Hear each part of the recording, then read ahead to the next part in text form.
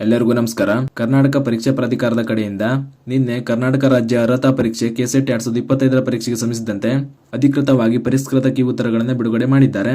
ಪರೀಕ್ಷೆ ಬರೆದಿರುವಂತಹ ಅಭ್ಯರ್ಥಿಗಳು ಹಾಗೂ ಆಕ್ಷೇಪಣೆ ಸಲ್ಲಿಸಿರುವಂತಹ ಅಭ್ಯರ್ಥಿಗಳು ನಿಮ್ಮ ವಿಷಯವಾರು ಪರಿಷ್ಕೃತ ಕೀ ಉತ್ತರಗಳನ್ನ ಕೆಎ ಅಧಿಕೃತ ವೆಬ್ಸೈಟ್ ನಿಂದ ಡೌನ್ಲೋಡ್ ಮಾಡಿ ನೋಡ್ಕೊಳ್ಬಹುದು.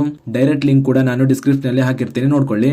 ಅದೇ ರೀತಿ ಈ ಕೆಸೆಟ್ 2025 ಮುಂದಿನ ಹಂತಗಳಾದ ಫಲಿತಾಂಶ ಯಾವಾಗ ಬರಬಹುದು, ಸ್ಕೋರ್ ಕಾರ್ಡ್ ಯಾವಾಗ ನೀಡಲಾಗುತ್ತದೆ, ಜೊತೆಗೆ ವಿಷಯವಾರು ಕಟಪ್ ಕೂಡ ಯಾವಾಗ ನೀಡಲಾಗುತ್ತದೆ, ಕೊನೆಯದಾಗಿ ಈ ಪರೀಕ್ಷೆಯಲ್ಲಿ ಅರ್ಹತೆ ಪಡೆದಿರುವಂತಹ ಅಭ್ಯರ್ಥಿಗಳಿಗೆ ಯಾವಾಗ ದಾಖಲಾತಿ ಪರಿಶೀಲನೆ ಕೂಡ ನಡೆಸಲಾಗುತ್ತದೆ ಅನ್ನೋದ್ರ ಬಗ್ಗೆ ಈ ಹಿಂದೆ 2024 ನಡೆದಿರುವಂತಹ ಕೆಸೆಟ್ ಪರೀಕ್ಷೆಯ ಆಧಾರದ ಮೇಲೆ ಈ ಎಲ್ಲಾ ಹಂತಗಳ ಬಗ್ಗೆ ಮಾಹಿತಿಯನ್ನು ತಿಳಿಸ್ಕೊಡ್ತಾ ಹೋಗ್ತೀನಿ.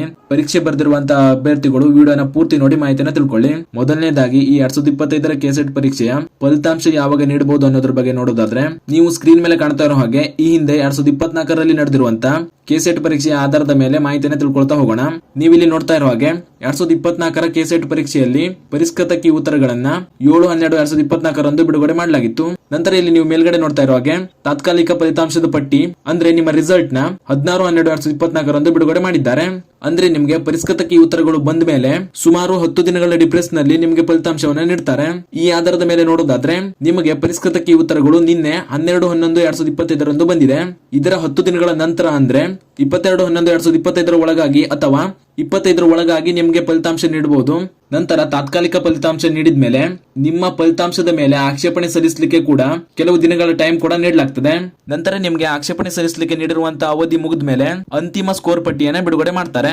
ಅದನ್ನ ರಿಸಲ್ಟ್ ಬಿಟ್ಟ ಕೆಲವು ದಿನಗಳು ಅಂದ್ರೆ ಸುಮಾರು 15 ದಿನಗಳ ನಂತರ ನಿಮ್ಮ ಅಂತಿಮ ಸ್ಕೋರ್ ಪಟ್ಟಿ ಕೂಡ ಬಿಡುಗಡೆ ಮಾಡ್ತಾರೆ. ಅಂದ್ರೆ ನೀವು ಸ್ಕ್ರೀನ್ ಮೇಲೆ ಕಾಣ್ತಾ ಇರಬಹುದು, ಇಲ್ಲಿ ನಿಮ್ಮ ತಾತ್ಕಾಲಿಕ ಫಲಿತಾಂಶ 16/12/2024 ಬಂದಿದೆ. ನಂತರ ಅಂತಿಮ ಸ್ಕೋರ್ ಪಟ್ಟಿ ಕೂಡ ನೋಡಬಹುದು 30/12/2024 ಬಂದಿದೆ. ಅಂದ್ರೆ ಸುಮಾರು 15 ದಿನಗಳ ಡಿಫರೆನ್ಸ್ ನಲ್ಲಿ ನಿಮ್ಮ ಅಂತಿಮ ಸ್ಕೋರ್ ಕಾರ್ಡ್ ಕೂಡ ಬಿಡುಗಡೆ ಮಾಡಲಾಗ್ತದೆ.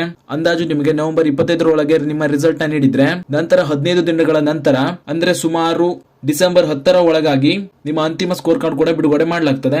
ನಂತರ ಫೈನಲ್ ಸ್ಕೋರ್ ಕಾರ್ಡ್ ಬಿಟ್ಟ ಮೇಲೆ ಎಷ್ಟು ದಿನಗಳ ನಂತರ ಕಟಪ್ ಬಿಡಬಹುದು ಅನ್ನೋದ್ರ ಬಗ್ಗೆ ನೋಡೋದಾದ್ರೆ, ಇಲ್ಲಿ ನೋಡ್ತಾ ಇರಬಹುದು 2024 ಕೆಸೆಟ್ ಪರೀಕ್ಷೆಯಲ್ಲಿ ಅಂತಿಮ ಸ್ಕೋರ್ ಪಟ್ಟಿಯನ್ನ 30/12/2024 ಬಿಡಲಾಗಿದೆ.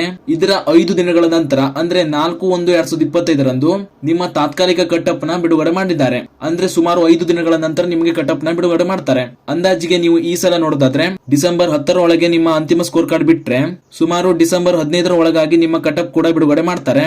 ಈ ಎಲ್ಲಾ ಹಂತಗಳು ಮುಗಿದ ಮೇಲೆ ಕೊನೆಯದಾಗಿ ಅರ್ಹತೆ ಪಡೆಯುವಂತಹ ಅಭ್ಯರ್ಥಿಗಳಿಗೆ ಯಾವಾಗ ದಾಖಲಾತಿ ಪರಿಶೀಲನೆ ನಡೆಯಬಹುದು ಅನ್ನೋದ್ರ ಬಗ್ಗೆ ನೋಡೋದಾದ್ರೆ, ಇಲ್ಲಿ 2024 ಕಟಪ್ ನ 4/1/2025 ಬಿಡುಗಡೆ ಮಾಡಿದ್ದಾರೆ. ಇಲ್ಲಿ ನೀವು ನೋಡ್ತಾ ಇರೋ ಹಾಗೆ ಕಟಪ್ ಮಾರ್ಕ್ಸ್ ನ ಬಿಟ್ಟ ಮೇಲೆ ದಾಖಲಾತಿ ಪರಿಶೀಲನೆಗೆ ದಿನಾಂಕವನ್ನ 31/1/2025 ಬಿಡುಗಡೆ ಮಾಡಿದ್ದಾರೆ. ಅಂದ್ರೆ ಸುಮಾರು 1 ತಿಂಗಳ ಡಿಫರೆನ್ಸ್ ನಲ್ಲಿ ದಾಖಲಾತಿ ಪರಿಶೀಲನೆ ಕೂಡ ನಿಮ್ಗೆ ನಡೆಸಲಾಗ್ತದೆ.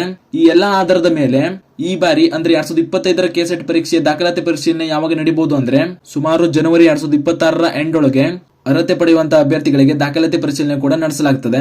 ಇದಿಷ್ಟು ಈ ಹಿಂದೆ 2024 ನಡೆದಿರುವಂತಹ ಕೆಸೆಟ್ ಪರೀಕ್ಷೆಯ ಆಧಾರದ ಮೇಲೆ ತಿಳಿಸಿರುವಂತಹ ಮಾಹಿತಿಗಳು. ಇದರಲ್ಲಿ ಕೆಲವು ಬದಲಾವಣೆ ಕೂಡ ಆಗಬಹುದು.